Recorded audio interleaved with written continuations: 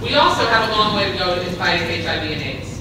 It has been almost a year since Congress voted to reauthorize the Ryan White reauthorization bill, which will provide care, treatment, and support services to nearly 500,000 people living with HIV and AIDS, most of whom are low income.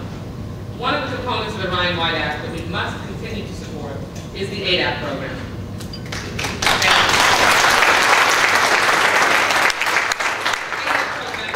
Funding crisis nationwide, and it suffers nowhere more than right here in Florida, where over 1,200 patients languish on the waiting list for treatment.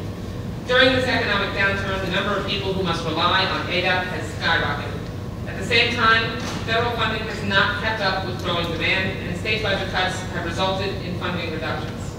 Recently, the Obama administration announced that it will reallocate $25 million to states with ADAP waiting lists and other costs, which was great news. This is a really seriously necessary patch, and the administration was right to address it.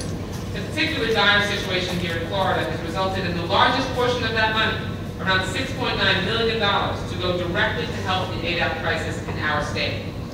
This money is undeniable recognition that Florida is suffering disproportionately in this crisis, and that we must step in to help.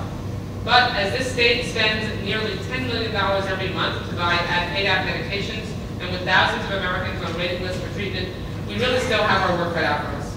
This is a crisis that has snuck up on Congress. And though I'm kept in the loop about these critical issues from dedicated activists like Michael and many of you in this room in my district, not all members of Congress hear from their constituents who are concerned about HIV and AIDS treatment and coverage. And it's incredibly important that you engage.